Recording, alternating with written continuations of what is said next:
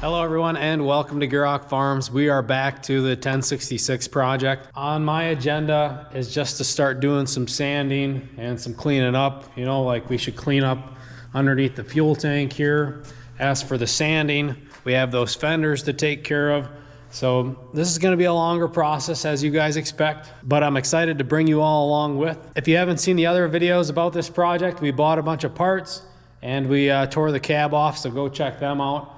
But anyways, we're going to carry on here. Thank you all for watching. Remember, like, share, comment, and subscribe. It's all we ask in return for watching the videos. Anyways, let's get to work.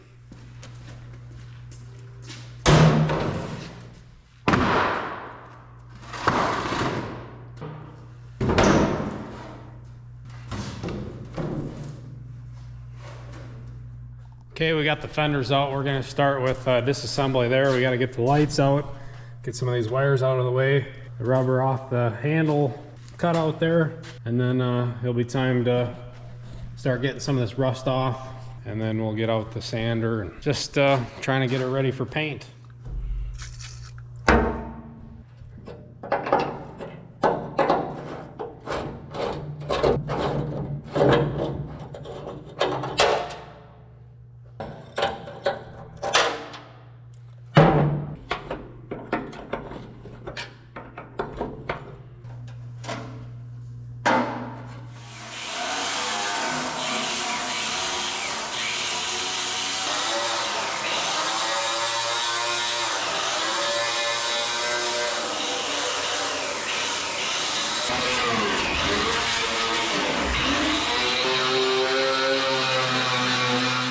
Checking back in, we finished some of the rougher grinding, getting the big chunks of rust and paint flakes off with the grinder and the wire wheel. That's a pretty aggressive tool there. You definitely got to hang on to that thing. I can definitely feel it in my hands after vibrating around for a while.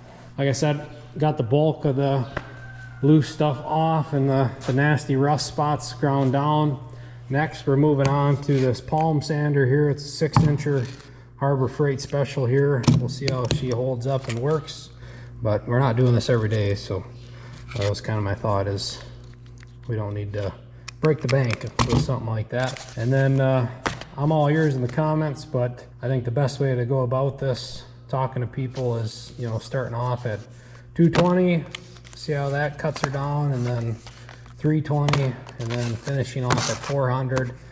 I was told if I was doing some showroom stuff on like a car that was going to get some clear coat on it, you'd probably want to go to 600, but for a tractor, 400 is going to look more than pretty enough. Should give us a nice surface for paint to latch onto. I got to come up with something to get into these corners a little nicer.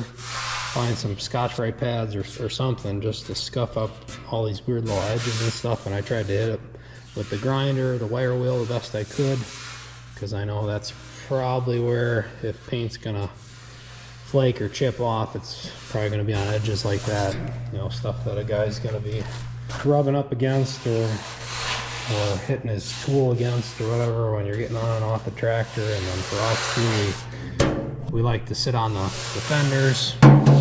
Somebody's tagging along, so that's gonna get a thick coat of paint.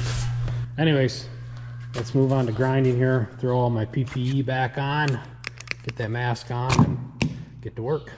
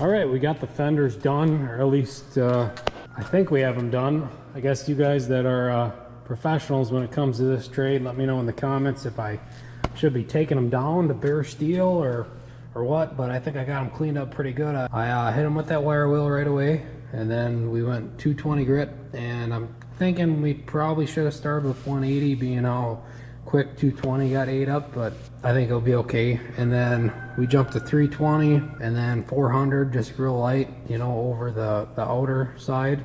Underneath we only did 220 and then 320 and some spots where you touch or see more. The way I looked at it is underneath the fender it's just going to get caked with dirt and mud and rock chips and all that anyways, so I don't think it needs to be really nice. But up here on top, that's going to be the stuff you're working against, so hopefully we took it down enough, but also have a coarse enough and nice enough material for that paint to grab onto, even though there is some existing paint primer. We'll end up cleaning them up with brake clean or paint thinner or something to get the dust and the dirt off of it before we paint.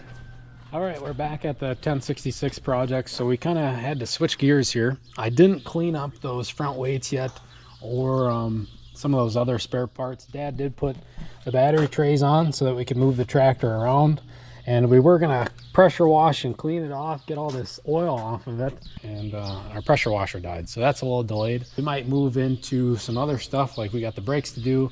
We also got to figure out what this solenoid is for, because we might just get rid of that, delete it if it's not for anything too special, but it might be for the starter or something. We're going to track some wires and try to figure that out, but if it just has to do with lights, we might delete that and make a whole new switch system or a relay system for the lights.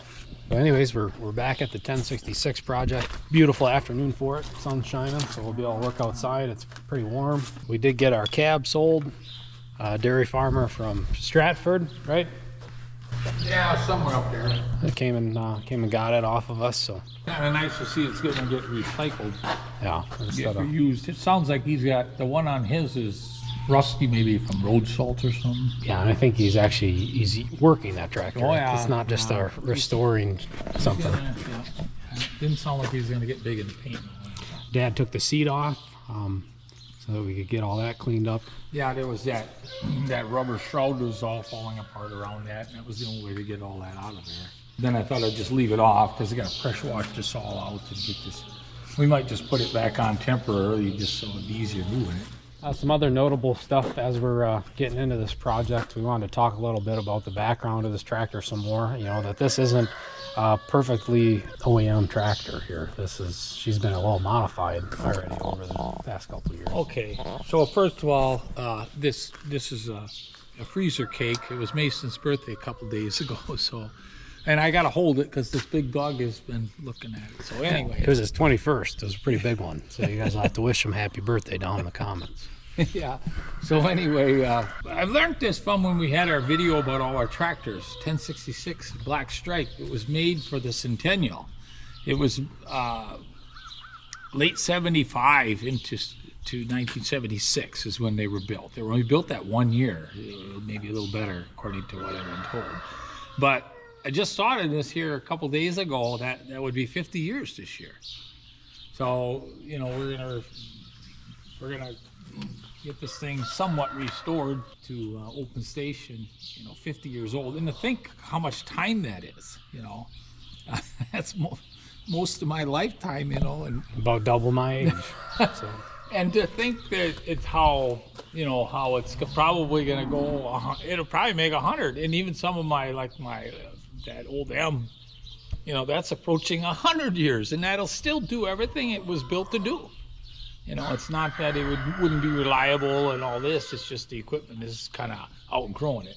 So the other thing is, I know I must have mentioned this before, the motor is, I think it's called a 436.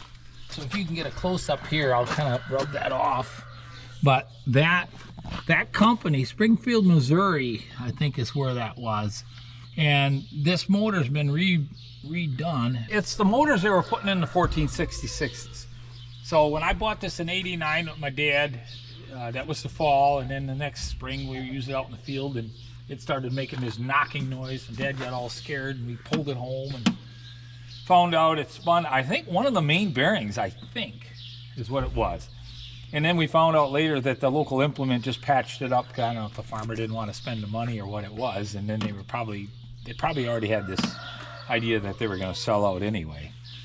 So then he started doing a bunch of homework on what it was going to cost to get this tractor overhaul. We probably would have had to grind the crank and do some different stuff that way. IH dealer then was offering this rebuilt motor. So this is a used motor, and I believe everything in this motor was put in new except the crank and the camshaft were ground if they were still at tolerance. So otherwise everything was new, and then of course everything else we stuck on from the other motor. So they originally come with a 414, which I want to think is 115 horse maybe, or 105. I think what it was is the 966 had a 414 motor in, and that was, I want to think, 105 horse. It didn't have a turbo. Then the 1066 came with the turbo, same motor, and then I think it cranked it up to 115 or 120 or 125, something like that. I think that Matt's combine, the first red combine on the channel, it was that motor, that older one, or it was this the motor? 414 or 436. I imagine they used the same motors, and they were. So then we went this route, so now I want to think we're someplace around 140 horse. This might even have more horsepower than the 7810. I'm not sure. And then back then they used to go PTO horsepower. They used to put them on a dyno, so I don't know if this one was at the implement where they put it on where the PTO goes into this machine. And then I think once all these emission laws started to get real firm in the last 15 years or so, they started going back to engine horsepower again. So it wasn't PTO horsepower, because engine horsepower is always a little more than what you could get out the PTO for, just because of all that components to get there. But it didn't really matter, so at the end, so then now if we put it on the chopper, we have plenty of power to run that chopper plus pull everything through the hills yet too. So what I did with this one, just like we do now, we put a dual on that outside of this one, and then I would just ride that inside brake to make that dual do a little pulling when I went up a steep slope or something. It helped me get around a little bit in the hills. So this was the first one that really kind of was the bull of the farm for the first 15 years or better that I was here. Yeah. So that's a little history there. So the motor, and they had a really good warranty on this motor too.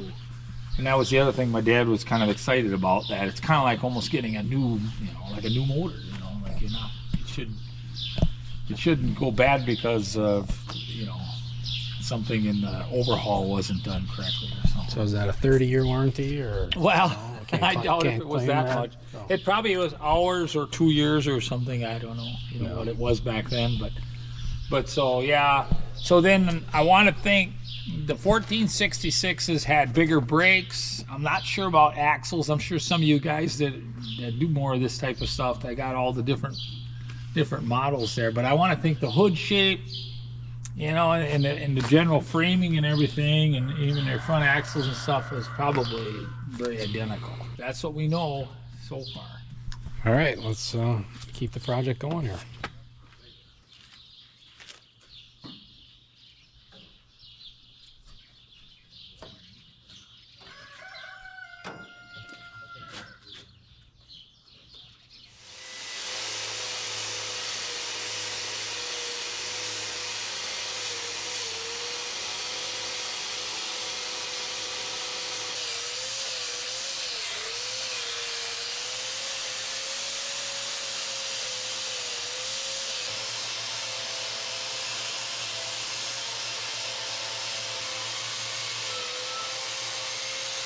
All right, we got the weights wire wheeled down to where there's just maybe some primer and old paint left, but we got all the big rust clumps off and scuffed all the edges nice, so and the paint should adhere to that really well. There's those fenders we worked on. Those fenders should be ready for paint other than cleaning them up.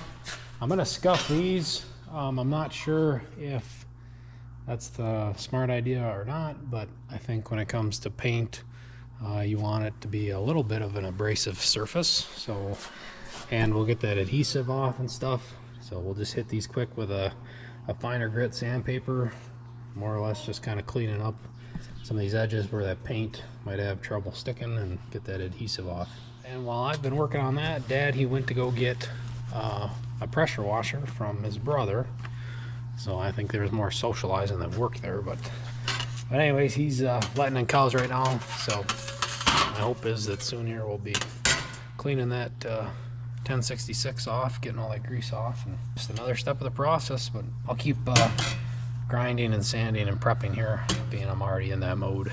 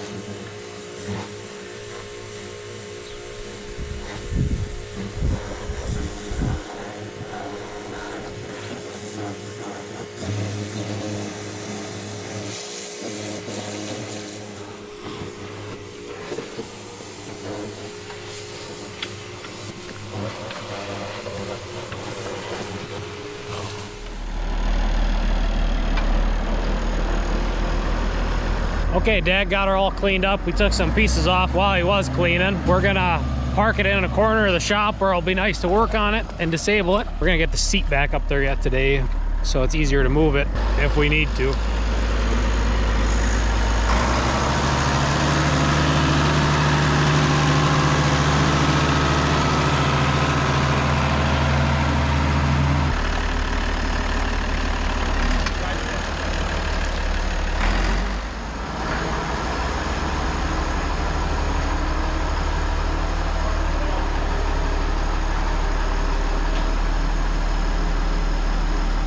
All right, we got it back in here, and we got the seat on, and we just have the front two tightened down, so future reference for Aaron and Dad later, tighten those back two later. In case we take it off or something, we're gonna leave it loose. I got some more parts to buy. It was another good 1066 video, and we'll continue on here, so make sure to go watch our other ones if you haven't already, and stay tuned for the future ones. There'll be plenty of more videos to come, getting this project all done and finished up. Thank you all for watching. We'll see you next time.